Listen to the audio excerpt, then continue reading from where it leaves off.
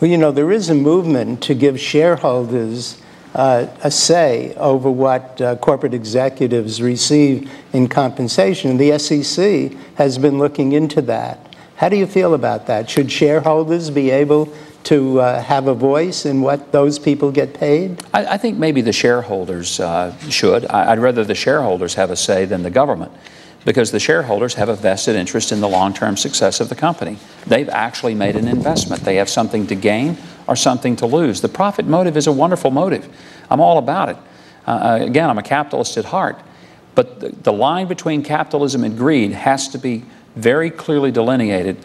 And in some cases, if the board refuses to exercise some responsibility, I think the shareholders then have to exercise responsibility to deal with the board.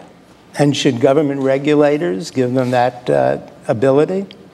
I think government regulators ought to support them in that kind of ability. Oh, you're ducking the question. No, I'm not. I'm not trying to duck the question, but what I want to be careful is, for example, I think Sarbanes-Oxley went too far. I think it's created an environment in which now people are almost afraid to be on a board.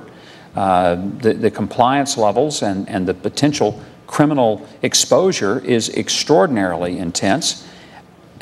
You know, sometimes what government does is overreact to a WorldCom or an Enron and end up creating more problems than it tried to solve. We see it in campaign finance reform. We've not reformed campaign finance. It's worse than it's ever been. Our system is the most corrupt. It's the most perhaps out of control. Would you like to see public financing of presidential campaigns? My first reaction is no, because I hate to see taxpayers involuntarily squeezed for money to give to politicians.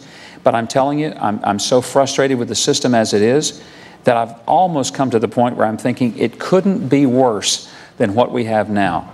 The McCain-Feingold Act has created a new level of really moving us toward a plutocracy. We're just about going to create a ruling class, people of great wealth who can run for office, and then the rest of us who will not be able to adequately compete because we don't have personal wealth or we are not surrounded by wealth in order to run. And ultimately the country loses when we end up with a ruling class and a servant class. God help us when that happens.